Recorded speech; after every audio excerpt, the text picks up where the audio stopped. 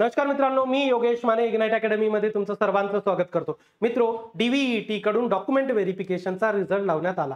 पहिले तर हे लोक जे होते ते डॉक्युमेंट व्हेरिफिकेशन पहिला एकदा लावलेला होता रिझल्ट डॉक्युमेंट व्हेरिफिकेशनचा. ही लोक वेटिंगवर होते. मग वेटिंग वाल्यांना बोलवलं गेलं, त्यांचे डॉक्युमेंट व्हेरीफाय केले गेले आणि त्याचा आता रिझल्ट आला. पण हा रिझल्ट पार्शियली आहे म्हणजे जे डिप्लोमा प्लस डिग्री वाले आहेत त्यांचा रिझल्ट लावण्यात आलेला आहे आणि मेरिटनुसार रिझल्ट लागला. राईट, म्हणजे असं नाहीये की बाबा खालच्यांना संधी दिली गेली डिप्लोमा वाल्यांना, असं काही झालेलं नाहीये. मेरिटनुसार रिझल्ट लागला. काही मग डिग्री वाल्यांचं काय, तर सध्या तरी कोर्ट मॅटर आहे. राईट, कोर्ट मॅटर काय, डिग्री वर्सेस डिप्लोमाचं इलिजिबिलिटीचं कोर्ट मॅटर चालू आहे. मग हे जे डिप्लोमा वाले आहेत ना, यांना त्या कोर्ट मॅटरच्या केसेसचा कोणीकडेही रिझल्ट लागला, डिप्लोमा साईडनं लागला किंवा डिग्री साईडनं लागला, तरी यांच्या सिलेक्शनवर काही असर होणार नाही. हे तरीही सिलेक्ट होतील.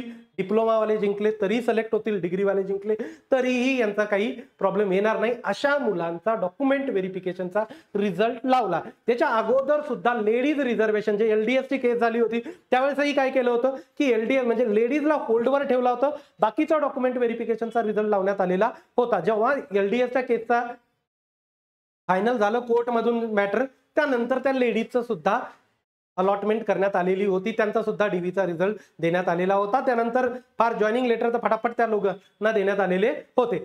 आताही कोर्ट केसचा जो रिझल्ट लागेल ना तो याच्यावर लागू होईल. राईट, समजा डिग्रीवाल्या एक्झाम्पल द्यायला बरं का, कोणाची साईड घेत नाही, एक्झाम्पल देतोय. डिग्रीवाल्यांच्या साईडनं रिझल्ट लागला तर जे होल्डवर ठेवलेले आहेत ना डीव्हीचे रिझल्ट, राईट, डिग्रीवाल्यांचे ते रिलीज केले जातील.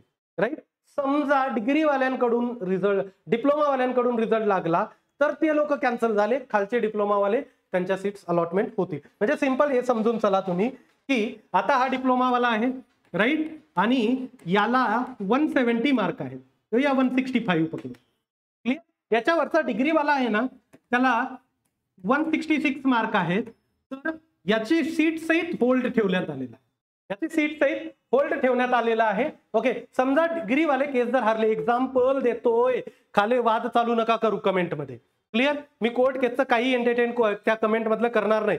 काय आहे ते सांगतोय मी, फक्त पॅनिक कमी व्हावा म्हणून. क्लिअर, त्यामुळे उगाच त्याच्यामध्ये खाली कमेंटमध्ये वाद घालत बसू नका आणि पर्सनली वाद करू नका. जे काय कोर्टामध्ये चालेल तिथं काय तुमची साईड मांडायची ते मांडा. एकमेकांसोबतचे रिलेशन तुम्हीही खराब करू नका. एकमेकांचे मित्र होते क्लासेसमध्ये, कॉलेजमध्ये, सर्वीकडे, त्यामुळे उगाच एकमेकाला पर्सनली बोलू नका. काय ते कोर्टात तुम्ही तुमची साईड मांडा. ओके, समजा डिग्रीवाले हारले तर ही याची सीट खाली झाली. राईट, हे सध्या होल्डवर ठेवलेलं आहे. मग इथं खाली जो डिप्लोमावाला आहे ना, राईट, समजा तो 164 वर असेल, याच्यानंतर लगेच येणारा डिप्लोमावाला त्याला ती सीट अलॉट. क्लिअर, किंवा समजा जर जर डिग्रीवाले जिंकले, क्लिअर, तर याचा रिझल्ट डिक्लेअर करण्यात येईल. याची सीट पण होल्डवर आहे आणि याचा रिझल्ट पण डिक्लेअर करण्यात येईल. मग या खालचे डिप्लोमावाल्यांची संधी गेली.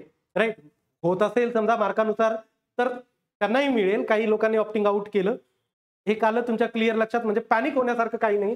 जे काय आहे ते कोर्टामध्ये सध्या चालू आहे. आणि जे जॉईनिंग झालेले आहे त्यांच्याही कॉल लेटर जॉईनिंग लेटरवर लिहिण्यात आलेलं आहे की सब्जेक्टेड टू कोर्ट मॅटर.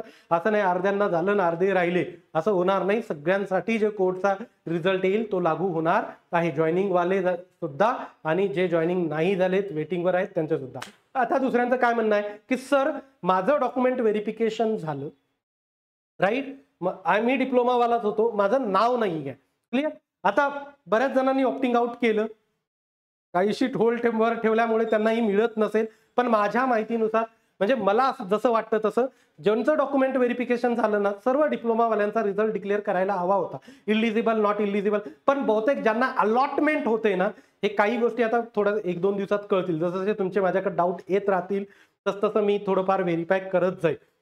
कारण एवढं सगळं एकदम मलाही डोक्यात यायला पाहिजे ते ना की ह्याची गोष्ट बघू ते गोष्ट बघू. जसं जसे तुमचे डाऊट येत आहेत तसं तसं त्या पर्स्पेक्टिव्हनं मी त्या लिस्ट चेक करत आहे.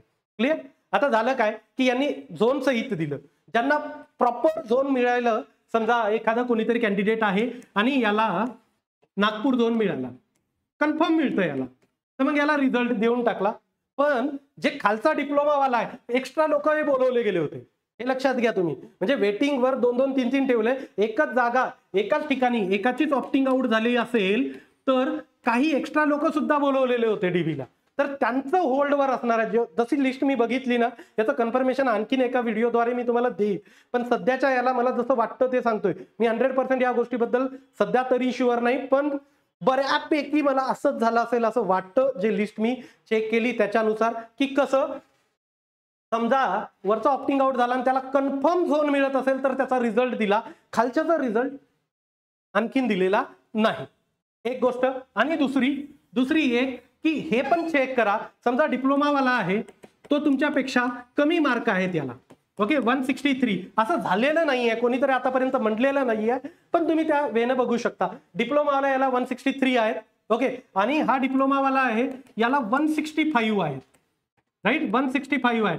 हे झालेलं नाहीये, पण ते तुम्ही एकदा चेक करून घ्या, ओके. असं कोणी माझ्याकडे कंडिशन मांडलेली नाही. याला दिलंय, अलॉटमेंट झालं, ट्रॅक्टर झालं समजा, पण याला ट्रॅक्टरमध्ये देण्यात आलेलं नाहीये, ओके. अशी केस झालेली नाहीये, ओके. हे झालेलं असलं तर ते चुकीचं आहे, पण काही डिप्लोमावाल्यांचे रिझल्ट दिलेले नाहीये. त्याचं मी लॉजिक सांगितलं की हे लॉजिक असू शकतं की बाबा त्यांना कन्फर्म आणखीन सीट मिळत नव्हती, ओके.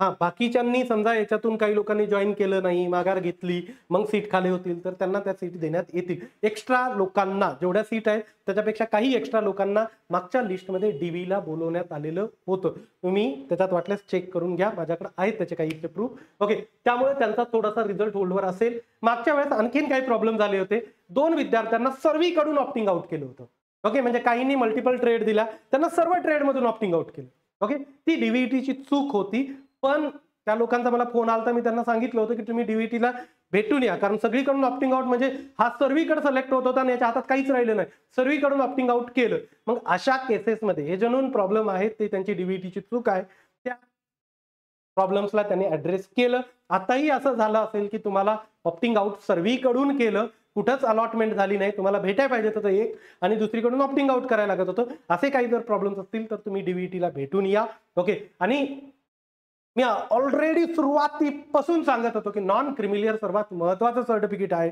जेव्हा ही ऍड आली होती तेव्हा सुद्धा आपण विद्यार्थ्यांना सर्वात महत्वाचा विषय सांगितला. प्रत्येक ऍडच्या वेळेस जेव्हा मी ते ऍड एक्सप्लेन करतो ना, तेव्हाच त्यांना सांगत असतो की तुम्ही चेक करा तुमचं नॉन क्रिमिलियर याच आर्थिक वर्षाचं आहे की नाही, ज्या वर्षामध्ये वॅकन्सीज निघाल्या होत्या, पण काही लोकांनी दुर्लक्ष केलं. आता त्यांना त्याचं फळ भोगावं, म्हणजे त्याचे काय फळ म्हणता येणार नाही, पण त्यांना त्या गोष्टीचा आता प्रॉब्लेम येतोय ना, ओके. काही लोकांचं लक्षच नव्हतं. आता त्यांचा मला 1-2 काल लिस्ट लागल्यानंतर आलं की सर मी डीव्हीचं मला माहितच नव्हतं, मला कन्फ्युजन होतं. अरे कन्फ्युजन यार, मी इतक्या लोकांचे प्रॉब्लेम ऍड्रेस केले, तुम्ही विचारू शकत होते ना, राईट.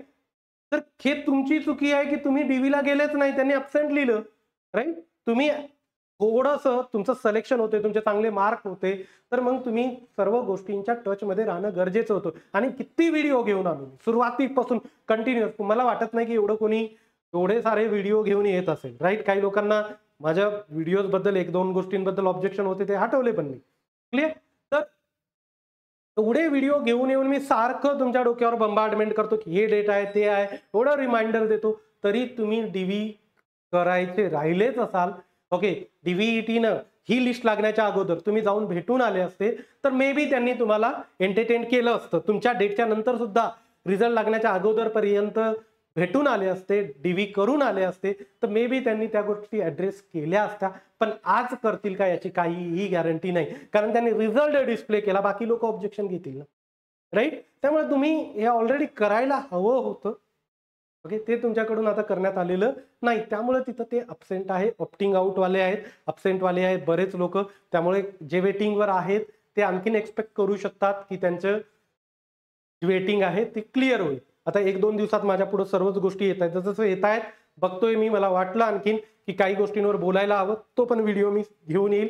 सध्या कालपासून जे बरेचसे लोक पॅनिक होते, पॅनिक होण्याची काहीही गरज नाही. कोर्टाच्या केसचा आणखीन कुठल्याच साईडनं रिझल्ट लागलेला नाही आहे, त्यामुळे मेरिटनुसार तुमचा आज होत असेल तर तुम्ही सध्या इनच आहात, जोपर्यंत कोर्टच्या केसचा रिझल्ट लागत नाही तोपर्यंत, क्लिअर. आता कोर्टच्या केसचा कुठलीही मी स्वतःही साईड घेत नाही आहे, आणि तुम्हीही वाद बाहेर घालू नका, कुठल्या ग्रुपवर भांडत बसू नका. तुम्हाला काय बोलायचं ते तुम्ही कोर्टामध्ये तुमचे पॉइंट मांडा, तिथं करा. बाहेर कुठेही एकमेकाबद्दल बोलणं, एकमेकाबद्दलचं काहीतरी बोलत बसणं, लायब्ररीमध्ये भांडणं, कुठे भेटले तर तिथं भांडणं करत बसणं, हे करू नका. आणि यांना काही आउटपुटही मिळणार नाही. जे काय आहे ते कोर्टात केल्यावर आउटपुट मिळेल. ओके. त्यामुळे मी इथं थांबतो. Thank you so much guys for listening me. Thank you so much.